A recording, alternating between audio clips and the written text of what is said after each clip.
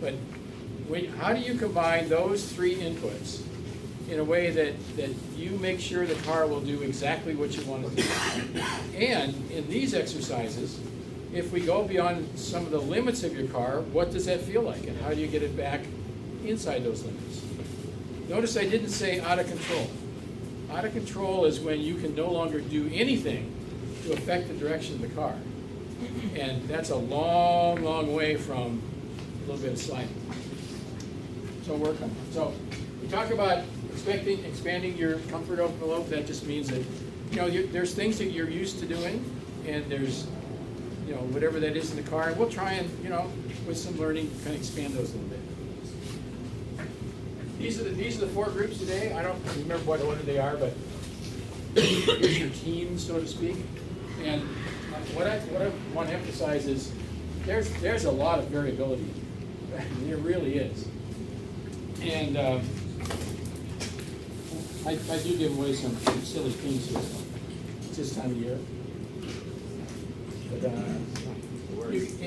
in the Pacific Northwest, you can never have too many flashlights or too many umbrellas. Because when you need them, you don't remember where they were when you didn't need them. That's the way our days work. So, who is my friend here with a Honda Beat? For those of you who don't know what a Honda Beat is, it's a tiny little thing. And let's see, Alan? Yeah. Alan said, previous experience, rusty but did track days in the past. I'm not sure whether that's you or your car. And become familiar with my new car. So 1981 Honda Beat.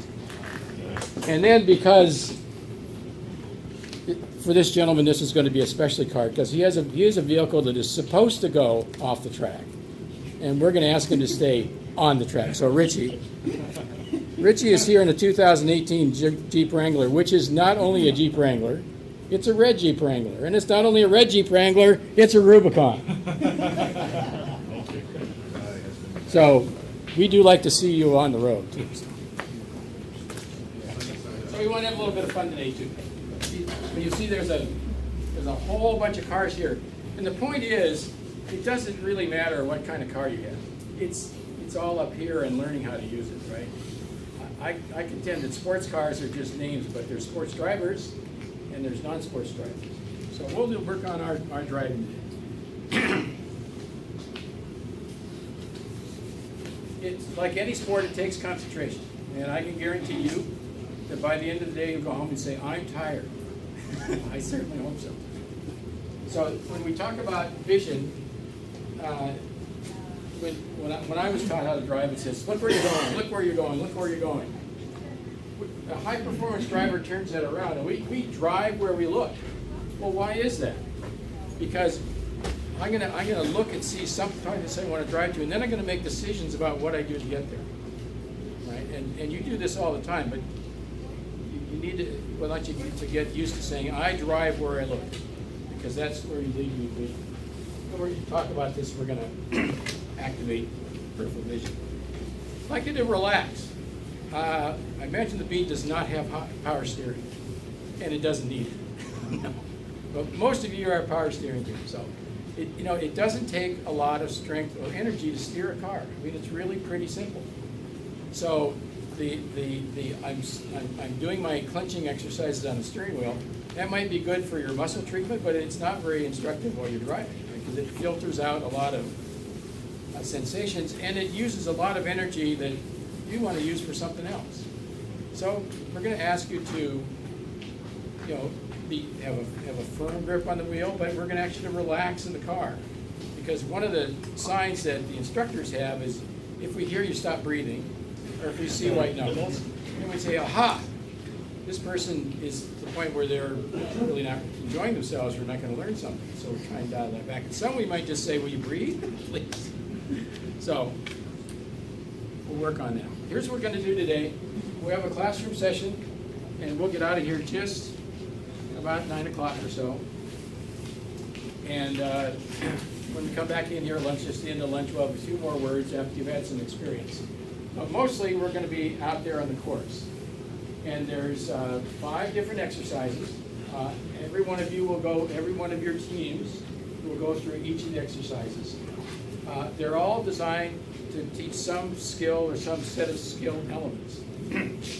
And we will explain what those are when you're out at the course. So that's a good time to talk about the protocol when you're out there. Because my assumption is that you would rather drive than sit. And you want the maximum amount of driving time today. I mean, it is nice, it can be sunny today. Well, who knew? So when we go out to the exercises, you'll transit with your helmets on or off, doesn't really matter, but off probably. When you get to the next exercise, there's usually 2 lines, and there'll be a person there to help you go one line or the other. As soon as you're in line and the car is stopped, 1, shut off the car. 2, if you don't have your helmet on, it's a good time to take it off. And 2, immediately everybody gather up at the front of the line, because there'll be a short meeting to explain what to do in that particular exercise. And as soon as that meeting is done, we'll get back in the cars and you'll start driving. So when you get to the station, turn off the car, helmets off, and get up to the front of the line. That's a great time to just talk to your friends when you're up front rather than back at the cars, because if there's 2 of you back at the cars and there's 10 of you up front, there's 10 of you waiting for the 2 of you. So you get up there to the front, and the discussions at the front are usually 2, 3, 4 minutes or short, and then we get back in and do some driving. And we'll repeat that for each of these sessions. After lunch, there's 2 sessions. After that's done, we'll ask you to come back in here. We all have participation cards for each of you. And for those of you who've got other places you'd like to go after that, thank you for coming. You're now hopefully happier, better, more confident drivers when you leave. But for those of you that like to stay, we'll put up 2 courses that are combinations of things you've seen during the day, and we'll give you a couple of tries at those. We call that the open session. What time is that in? When it gets dark, which is about 4:45 or so. Can we just take a part of that? Yep, absolutely. Okay, so really just kind of two things about the course, right? On the pavement's good, off the pavement, we're done talking about that. The other thing to know is there are exactly two porta potties today. That's my sentiments exactly. So just use them as best you can. There's one that's up here and there's one down the track. But just so you know, there's only 2. All right, what's a couple of things for being in the car? And your instructors will help you with this as well. One of them is just how you sit in the car. The car manufacturers spend an enormous amount of money trying to get a seat that is safe and comfortable for you over all sorts of conditions. And so I'd like to encourage you to let the seat do some work for you. My favorite is many of my favorites, I'm out on the highway and I look over in the other door and drivers I go by briefly, and 1, I can't see where their hands are at all, which makes me wonder what they're doing. And 2, they're kind of got their nose about here on the wheel, as if they wanted to get there sooner by leaning forward that far. So that's a person that needs to let that seat do some work from them, because the seat is engineered to absorb some of the forces so your body doesn't. And if you're not sitting in the seat, you're not getting the help. So that's why we look at this seating position. So we want you to seat so your shoulders are just touching the back of the seat. I mean you're firmly implanted in there, anything like that. But when you're in a seat and your shoulders are just touching, then as the car moves, your shoulders will contact the seat. That'll help support you. If you're leaning forward like this, then all the forces in the car are meeting in your lower back. That's what's twisting you here. You just get tired. Right? So let the seat do a little work. Now you need to be able to, of course, be able to touch the pedals, however many you have, that sort of thing. So we want you to get comfortable to seat that way. That takes some jogging around. But we are going to look to see that 1, your shoulders are gently touching the seat, and 2, you do actually sit in the seat in that position. This usually is a sign that there's a little stress going on. So try and help you. I have to do tech now because I gotta go to a meeting. Okay. Sorry, Steve Libby, tech guy, also president of BMW Club. Thank you. Pay no attention to that. There are three drivers here. Is there Ken Deering here? You have what'd you bring today? 2010. You were supposed to bring 2004. That's okay, we'll figure that one out. Daniel Diggs. No. You brought an Outback. I did. Would you like your Porsche? I had to make a tough decision. Okay. Ralph Tomlinson, Yes, sir. and you're here. Okay, did you come in late? I came in at 7:30. Okay, so we're good then.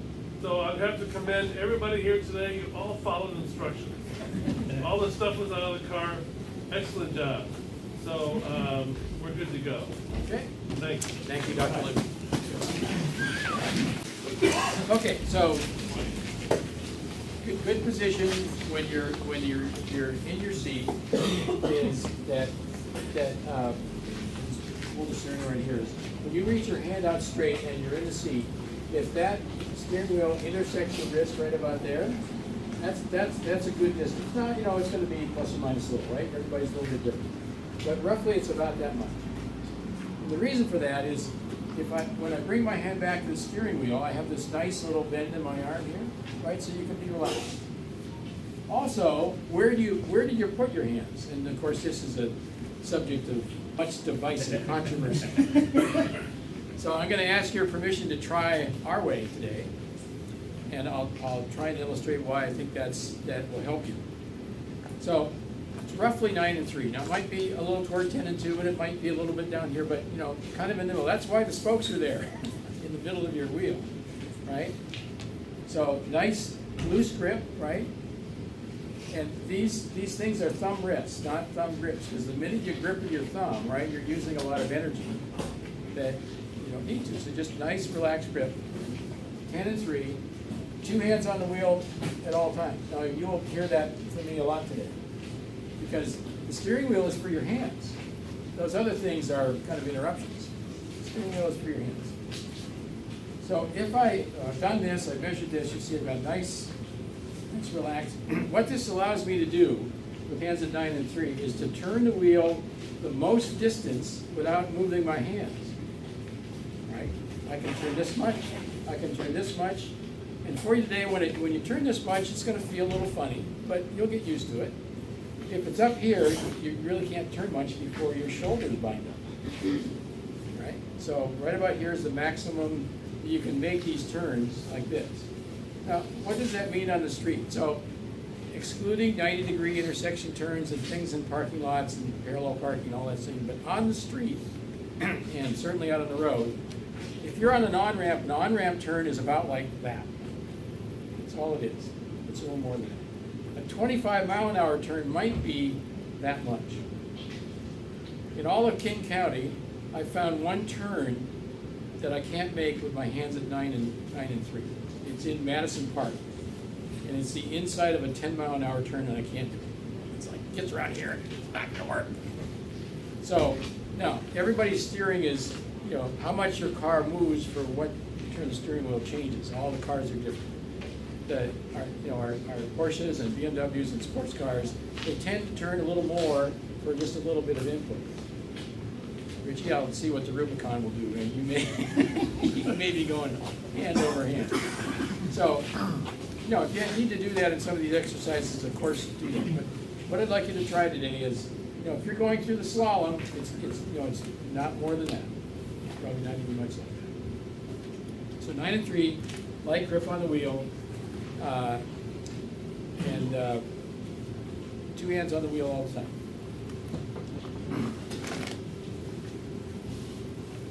Okay, what does this smooth thing mean?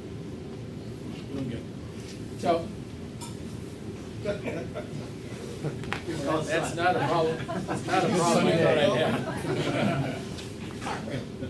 So, smooth just means that think of it when you make a smooth motion, whether you're skiing or dancing or anything. It's one continuous controlled motion, right? It usually is enough, unless you do that on purpose, of course. But in a car, every time you move the wheel, every time you move the accelerator, every time you use the brake, you're changing the forces around the car, and the car has to get used to that. It takes some time to do that. So if you move progressively, and progressively can be a different speed, but if you move smoothly and progressively, you know, the car will be more likely to do what you want it to do. So we'll work on that today. You also need to look where you're going. These are the steps that, you know, when I drive where I look at something, I need to decide what to do, I need to make some input of some kind, and then the car is going to do it. You'll go through all those 3 steps. So the words that we use for smooth driving is squeeze, is bend, you know, they're all progressive changes in weight, and we'll talk about that a little further down here. Move ahead. So, drive where you're looking. If this is my field of vision, if this is what I can see, I'm going to decide some way to go through between these 2 cones, whatever they are. If what I've also done is I've said, oh, I need to go here, and then I need to go here, if I've got that all into my field of vision, now I'm going to calculate a different course, because I'll want to make a swing to make it smooth and progressive, to go from one point to another. And in the exercises today, you know, we'll be talking a lot about where are you looking? You know, how far ahead does that mean? Far ahead is kind of ambiguous, right? So if I would ask you, if your instructor says, look over there, ask them where there is, right? They should be very specific to help you expand your vision. In the accident avoidance, which is the course I'll be running this morning, we want you to expand your vision to take all the exercise into your vision. And one of the ways we do that is the direction of the course looks at Highway 3. There's cars driving on it. And I'll ask you to say, I want you to look at the white car. And the white car's a mile away. But if you're looking at that white car a mile away, everything in front of you is in your field of vision. And that'll help you expand how you use it. Quick question. Yes. On that third picture that you had there, you're supposed to look straight on in the peripheral vision for the first and second turn, or? Well, what I would do is I'd say when we're a little further back, Yeah. then everything is in your primary vision. Okay, I'm just wondering if that arrow there is where you should be looking in it's peripheral vision for the first one, or do I look? Well, that's a great question. So if I'm preparing, I'll be able to look at both. Okay. If I get to here and I have it, then I didn't have to do it, but if you did it soon enough, you could. yes. Okay. So I live on a place that it's 54 turns between my driveway and Interstate 90. So I just consider it my driveway. And some of the turns are, you know, they're pretty steep, and some of them are shallow. But there's 54 of them in 4 miles. It's awesome every day. And so it's a great exercise indeed. Where am I looking, right? Sometimes I'm looking where I can see not just down into the depth of a turn that goes like this. I can see the cars coming from the other side. You know, it's across a little dip. And that informs me about what I need to be paying attention to.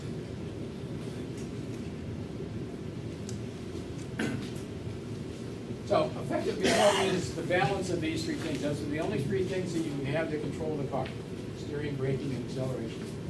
And so it's really a combination of what do you do with that? I mean, what about it? When you activate any of those controls, whether you're braking or accelerating or steering, there's only 4, well, for most of you, there's only 4, there's no dualies here today. There's 4 places that connect your car to the ground. That's just your tires. Plain vanilla, right? But, so you've got 4 points of contact with the ground that all those things you do act to make the car do something. And so what those tires are and what they do is important. So what we'll also talk a lot today is that you have a traction budget. I know you all have budgets of some kind, and yes, there are limits to them, and so it is with your cars, right? So a traction budget simply is, it's measurable, but it's a quantity that says, within my traction budget, my car will do anything I ask it to do exactly as how I want it to be, within that number.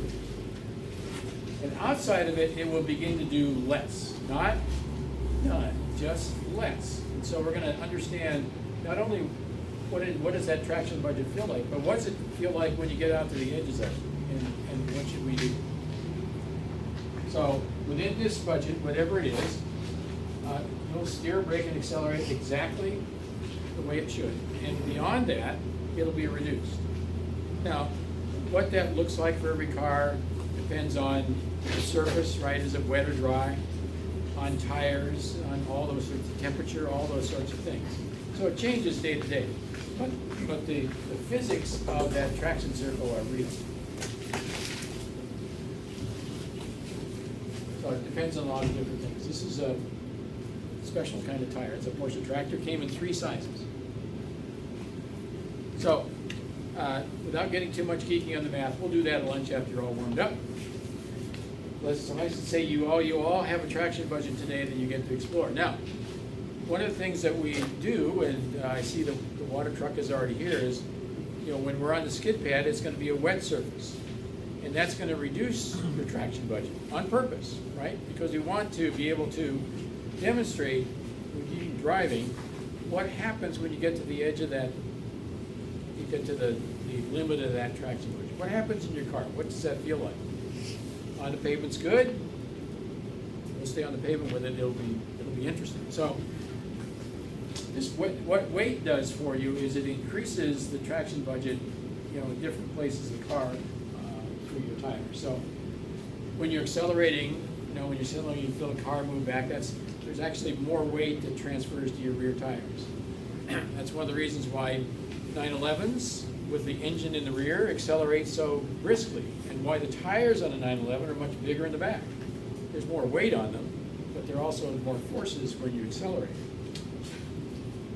Conversely, if you have a front-wheel drive Honda Beat with no traction control, bless you, sir, and you're going up a steep hill when it's really wet, if you get a little judicious with the accelerator, right, the wheels will spin. Because normally they wouldn't, but you're on a wet surface and the weight transfers to the back and there's less traction budget for those front tires.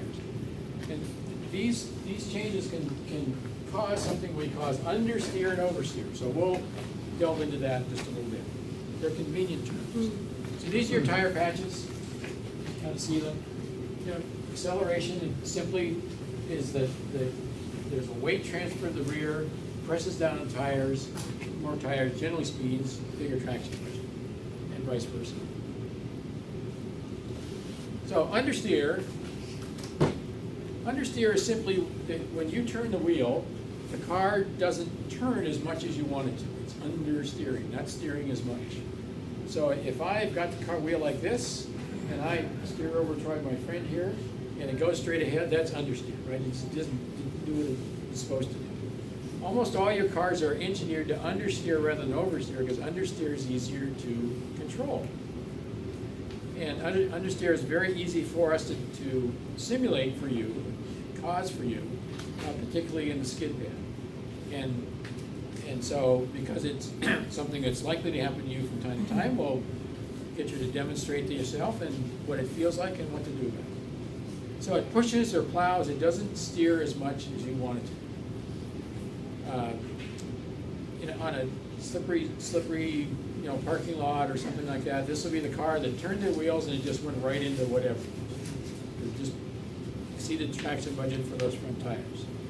Oversteer is when the car turns more than what you expected. That's where they see a spin out or something like that. So again, I turn the car to go to my friend and the car turns way over here.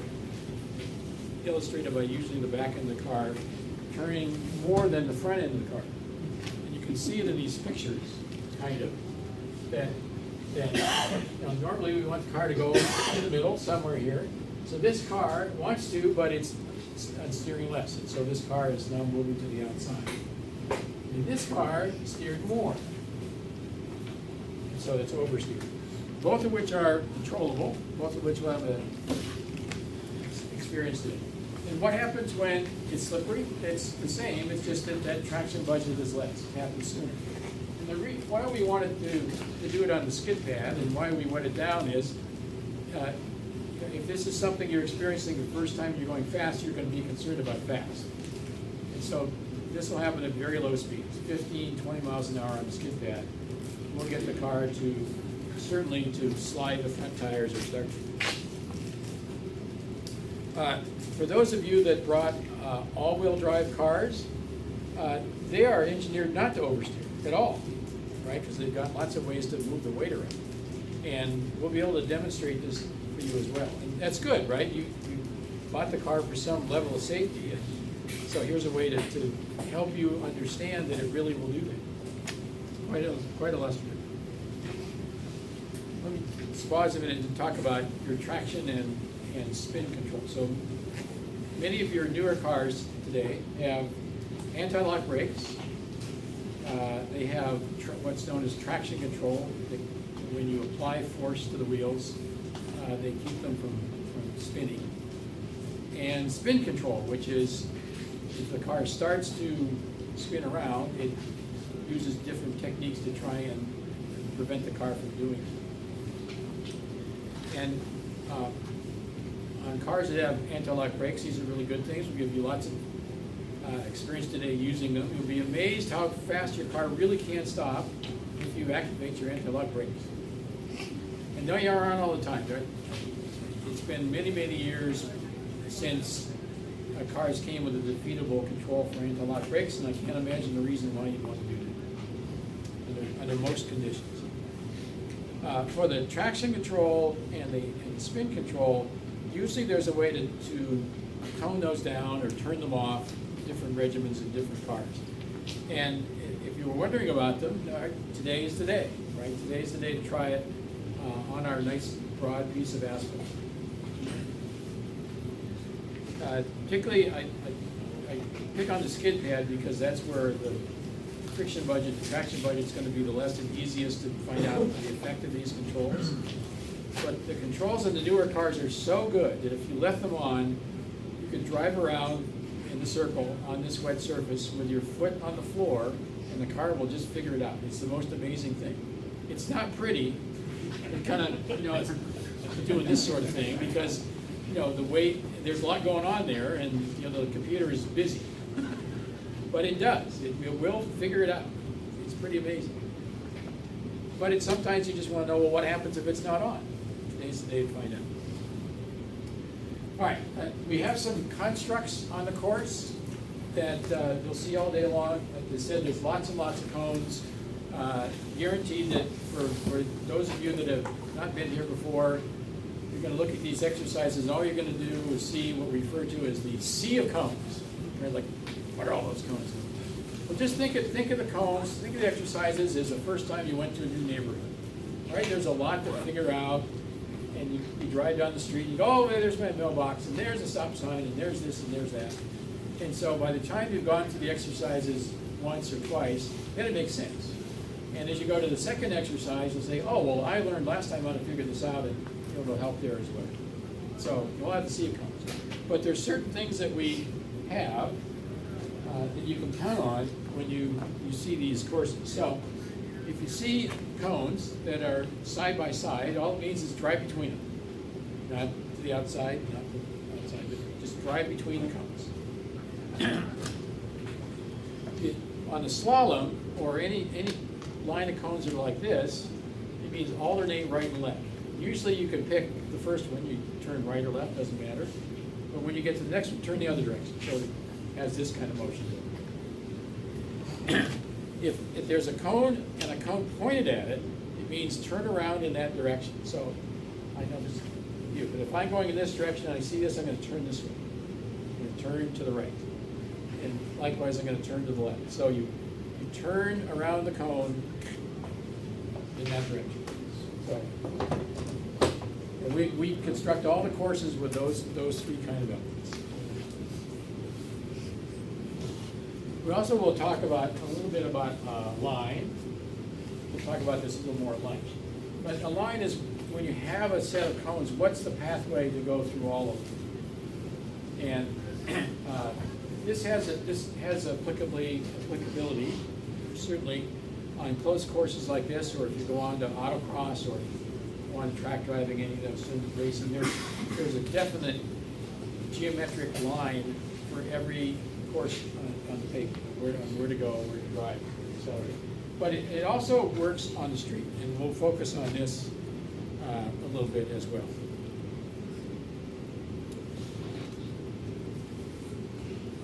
The instructors will talk about, I'm sorry about the sunshine, not really, but there's also 3 reference points in a turn that we'll talk about. And this is applicable to some of the exercises, especially when those of you that are starting at the autocross, this will apply.